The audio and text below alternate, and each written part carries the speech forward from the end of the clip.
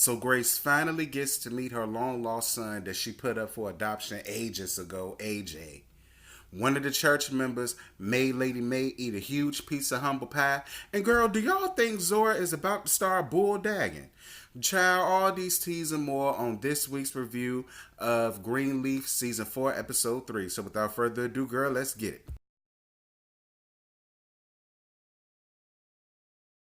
Good morning, good morning, good morning. Happy Thursday to all of my T-subs, y'all. We almost there. Girl, the weekend is tomorrow. I cannot wait. Child, like, comment, share, and most importantly, subscribe. Make sure you hit that bell.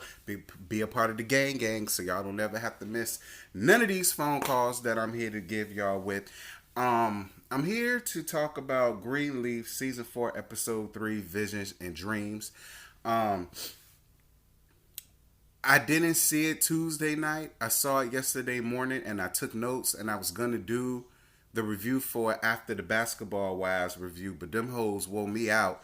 I ain't even feel like getting back up here and doing Greenleaf. So I'm giving it to y'all now. This for all of my Greenleaf watchers. So here we go. Grace goes to see AJ in the detention center for the first time, and AJ lets Grace have it for her not being there. I'm really liking the dynamics between Grace and AJ. And I'm also really loving where the storyline is going. It adds a whole new plot twist that can alter the show in all of its entirety. Now that AJ could potentially be in the picture for a long ass minute, it's going to be quite interesting to see how the Greenleaf family is going to be able to explain this new person being up in their house that just so happens to be Grace's long lost son, a son that nobody knew that she had. They're already under intense scrutiny down to that damn church as it is, such as it is. So, we gonna see how y'all be able to work that out. That's gonna be very interesting. That's gonna be the gag to see how they're gonna be able to explain this boy to this church. Lady May tells the bishop about her dream, then she tells him that he has to apologize for the church. I've had dreams like that before. Like weird, convoluted dreams that somehow make sense into your head, and you're never going to get over it until you talk to somebody about it. I've had dreams like that before. I have. So I understood how she felt and why she just had to get that off her chest. I think we've all been there. Clarissa found a buyer for the lot of land and wanting to give more than the asking price.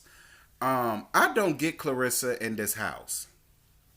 I don't know why she's so dead set on affording a house that she obviously cannot afford. And she keeps saying her property, her property, her land, her land. Bitch, just because you married to him, that does not make it your land. That's his land. More than likely, that was probably his land before you came into the picture, bitch. How you gonna force this man to sell something that he doesn't want to sell for a house that y'all obviously cannot afford? I'm with him on that. Like, I feel like I could do way more on this plot of land than selling it just to make you happy by buying a house that once this money is gone, how are we going to afford to pay for the upkeep? How are we going to afford to continue to pay for the mortgage? Child, boo. I do not like Clarissa. Charity and Carlton listen to the new welcome song for H&H and she hates it. Quiet as it's kept, Charity. Girl, I hated it too. It sounded so preschool, so first step-ish, so elementary. It sounded like... At first, I thought it was a song for their little youth choir. I had no idea that was going to be the church welcome song, and I'm with her like, bitch, we too black to be sitting here sounding this white. So I was all here with her for that. Grace makes another attempt to talk to AJ, and I'm really glad that he did that. Like I said, I love the dynamics between the two of them, and I just can't wait for everybody to find out who he is. That's really what I'm waiting on. The bishop gives Jacob some good advice about how to handle this land situation with Clarissa. It's like I said, and Bishop told him the same thing. It's really not about the house. She really just wants to make sure that you're always keeping her first, you're keeping her a priority, and you making sure that she understands that there is going to be nobody else. He already went through the infidelity with white secretary fish in the first season of the shit. Then last season, I believe it was last season, when he kissed Tasha Skanks and that whole shit done came about. Jacob is a ladies' man. He really is. But what I need Clarissa to understand is, bitch, don't run your man off. Because you do that a lot. You love to sit back and try to emasculate him, and you wonder why he ran off with Whitefish, and you wonder why Tasha Skanks nearly took your damn man. It's because they know how to sit back and allow him to be a man. You understand what I'm saying? That's my real issue with Clarissa. Stop emasculating Jacob just to have your way. Because that's not going to do nothing but push him right back into the arms of somebody else, girl. Or while you at it, push him this way. I'll show you how to let your man be a man.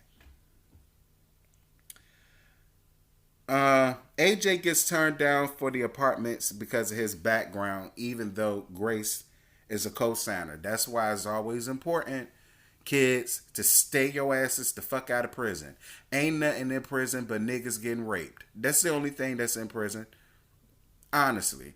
Stay your asses out of prison. If you can't do the time, my nigga, do not do the crime. Stay out of prison, and you don't have to have this to worry about. See, this man can't even live in a nice apartment because he got this shit following him and following his name. It's really not worth it at the end of the day. Just a little something for my young subscribers. Zora tries to put the moves on Zante, but finds out that he has a girlfriend, Nikki. Y'all, do y'all think Zora about to start bulldagging? Because when they was up in that cabin and she was giving her all of the, but she was laying on the compliments just a little bit too thick for me. But I guess because I'm an old ass hoe, I understand the difference between being nice and flirting. Homegirl was flirting. She was flirting hard. Walked up on her, pulled her little do and everything. And I said, wait a minute. Zora, is you about to start bulldagging on the OWN network? Child, I get. Listen, I wouldn't be mad at it. That'll be another plot twist that I love to be able to see go down, girl. I wonder how Clarissa will feel knowing that her goddamn daughter might have the potential to be a carpet muncher. That'll really kill her.